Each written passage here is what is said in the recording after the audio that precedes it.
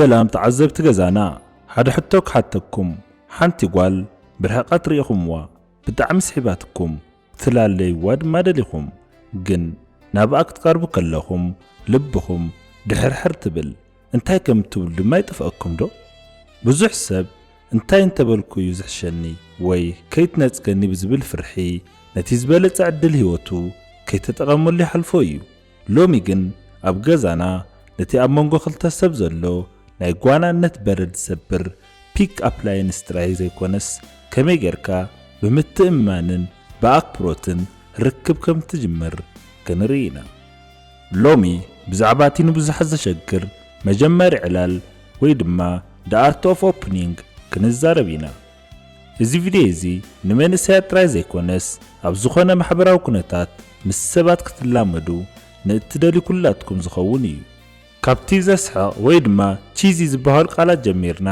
ክሳብ ተዓሚቕን ሓቀኛን ዝኾነ ኣገባብ ምቕራብ ብዝርዝር ክንርኢና ስለምንታይ ኢና ብዛዕባ እዚ ክንዛረብ ደሊና ምኽንያቱ ሓደ ጽቡቕ ሓዳር ሓደ ጽቡቕ ዕርክነት ወይ ሓደ ዓብዪ ለውጢ ህይወት ካብ ሓንቲ ንእሽቶ ሰላም እዩ ዝጅምር እታ ቀዳመይቲ ደቂቕ ወይ ድማ ፈርስት ኢምፕሬሽን ድማ ነቲ ዝተረፈ ርክብኩም መንገዲ ትጸርግ እያ ሎሚ እምበኣር ከመይ ጌርካ ዘሰክፍ ከይኮንካ በኣኽብሮት ልቢ ሰብ ትረክብ እቲ ምስጢር ኣብቲ እትብሎ ቃል ጥራይ ዘይኮነስ ኣብቲ ኣቀራርባኻ እዩ ክሳብ መወዳእታ ምሳይ ጽንሑ ምኽንያቱ እታ መወዳእታ እትረኽብዋ ነጥቢ ንመላእ ህይወትኩም ምስ ሰባት ዘለኩም ርክብ እትቕይር እያ ሕጂ ናብቲ መሰረታዊ ነገር ክንመጽእ ኢና ብዙሕ ሰብ እንታይ ቃል ክጥቀመለኒ ኢሉ እዩ ዝጭነቕ ግን ሓደ ስነልበናዊ ሓቂ ክነግረኩም ኣብ ሓደ ፈረስ ኢምፕሬሽን ወይ ቀዳማይ ምርኻብ እቲ እትጥቀመሉ ቃል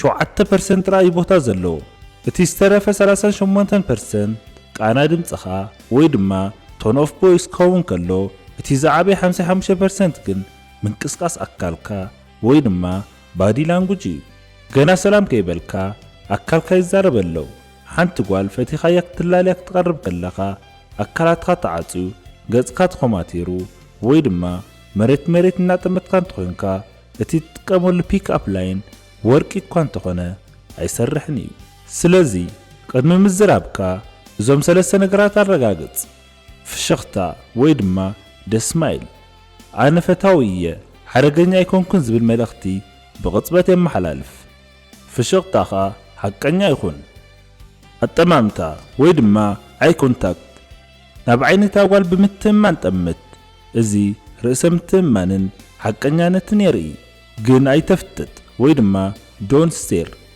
ንቡር ኣጠማምታ ይሃለኻ ኣቃውማ ወይ ድማ ፖስቸር ሕቆኻ ቀጥ ኣቢልካ ኣእዳውኻ ከፊትካ ወይ ድማ ኦፕን ፖስቸር ኮይንካ ቅረብ እዚ ኣነ ርእሰ የኽብር እየ ንዓኽ እውን ምቾት ክበኪ ድልው እየ ዝብል ትርጉም ኣለዎ ካልእ ኣዝዩ ኣገዳሲ ነገር ድማ እቲ ኢነርጂ ወይ መንፈስካ እዩ ብፍርሒ ወይ ብጭንቀት ተወጢርካ ክትቀርብ ከለኻ እታ ጓል ክወረኒ ድዩ ዝብል ስጋኣት ይሓድራ ቅድሚ ምቕራብካ ሓንቲ ዓሚቕ ትንፋስ ወሲድካ ንባዕልኻ ኣረጋግዕ ኣነ ጽቡቕ ሰብ እየ ንሳ እውን ጽቡቕ ሰብ እያ ክንላለ ጥራይና ንፍትን ዘለና ኢልካ ሕሰብ እዚ መንፈስ እዚ ምስ ዝህልወካ እቲ ትጥቀመሉ መጀመሪ ዕላል ተፈጥራዊ ኮይኑ ክወፅእ እዩ ሕጂ ናብቲ ኩላትኩም ክትሰምዕዎ ፀናሕኩም ክንመጽእ ኢና እቶም ሰለስተ ዓይነታት መጀመሪ ዕላል እቲ ቀዳማይ እቲ ሓቀኛን ቀጥታውን ወይ ድማ ዳይሬክት ኣፕሮች ይበሃል እዚ እንትብዓትካን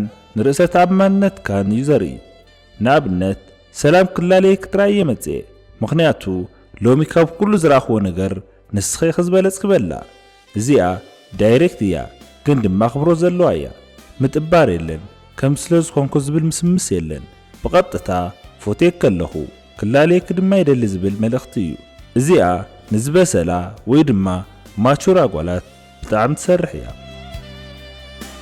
ካልኣይ ዓይነት መጀመሪ ዕላል ድማ እቲ ዋዛን ስሓቕን ወይ ድማ ደሂሞሬስ ኣፕሮች እዩ ምስሓቕ እቲ ዝበለጸ ወይ ድማ ኣይስ ብሬከር መሳርሒ እዩ ንኣብነት ካርታ ኣለኪድ እዩ ምኽንያቱ ኣብ ዓይኒ ክጠፍየ ኣለኹ በላ ወይ ብሓቂ ፀሓይ ወፅያ ድያ ወይስ ንስኺ ክፍሽኽ ኢልክ በላ እዚኣቶም ብዋዛን ፍሽኽተን ተቐሪቦም ነቲ ውጥረት ወይ ድማ ቴንሽን የዝሕልዎ ኣብዚ እቲ ዕላማ ንሳ ክትስሐቕ ምግባር እዩ።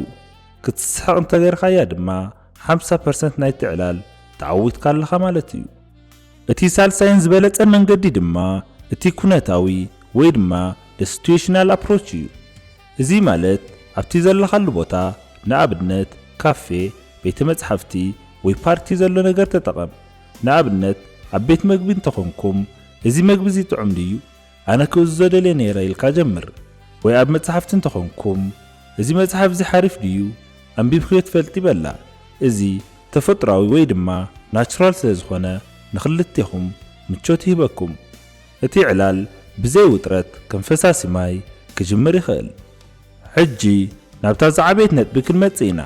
ፒክኣፕ ላይን ተጠቒምካ ፍሽኽ ኢልካ ቀሪብካ ግን እታ ጓል ምላሽ ክትበካ ፍቓደኛ እንተዘይኮይናኸ እቲ ዝዓበየ ትምህርቲ እዚ እዩ። ኣይፋል ማለት ኣይፋል እዩ። ሓንቲ ጓል ክትላለያ ሒዝካያ ብገጻ ወይ ብቃላታ ምቾት ከም ዘይብላ እንተተረዲእካ ብኣኽብሮት ጽቡቕ ግዜ ሃብኪ ኢልካ ረሓቕ። ምግዳድ ደጋጊምካ ምሕታት ወይ ድማ ምጭናቕ ፒክኣፕ ላይን ኣይኮነን፣ ሃውተተት እዩ። ሓቀኛ ወዲ ተባዕታይ ድማ ንወሰን ወይ ድማ ባውንድሪስ ሰባት የኽብር እዩ።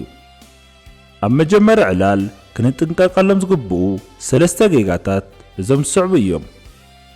ምግታት ወይ ድማ ስቴሪንግ ካብ ርሑቕ ነዊሕ ግዜ ኮፍ ኢልካ ክትጥምታ ከለኻ ክሪፒ ስሜት እዩ ዝህብ። ምስ ረኣኻያ ኣብ ውሽጢ 3 ሰከንድ ውሳነ ወሲድካ ቀረብ። ካብ መጠን ንላዕሊ ምዝራብ ወይ ድማ ቶኪንግ ቱ ማች። ገለ ሰባት ብፍርሒ ዝተላዕለ ንባዕሎም ጥራይ የዕልሉ እዮም። ዕላማኻ ንሳ ክትዛረብ ዕድል ምሃብ እዩ። ኣይትተዓዘብ ወይ ድማ ዶን ኦቨርቲንክ።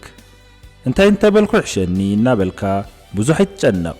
እቲ ቓል ባዕሉ ኣይኮነን ርክብ ዝፈጥር፣ እቲ ክልተ ሰብ ክላለዩ ዘለዎም ድሌት እዩ። ስለዚ ተፈጥራዊ ኩን። ተዓዘብቲ ገዛና ሎሚ ዝረኣናዮም ነጥብታት ንመጀመር ርክብ ዝሕግዙ እዮም። ቃል ኪዳን ካብ ሓንቲ ሰላም እያ ትጅምር። እቲ ሚስጥር ግን እተን ቃላት ጥራይ ዘይኮናስ እቲ ኣብ ውሽጥኻ ዘሎ ኣኽብሮትን ሓቀኝነትን እዩ። ኣብ መወዳእታ ትብዓት ይሃሊኹም ክትንጸጉ ትኽእሉ ኢኹም። እዚ ድማ ጸገም የብሉን። እቲ ዝኸፍአ ጸገም ግን ከይፈተንካ ዕድልኻ ምሕላፍ እዩ። ንስኹም ከ መጀመርያ ዕላል እንታይ ትጥቀሙ? ወይ ዘጋጠመኩም ዘስሕቕ ታሪኽ እንተሃልዩ ኣብ ኮመንት ኣካፍሉና። እዚ ቪድዮ ጠቃሚ ኮይኑ ተረኺብኩምዎ ላይክ፣ ሼር ከምኡውን ሰብስክራይብ ምግባር ኣይትረስዑ። የቐኒየልና ሰላም ንገዛኹም።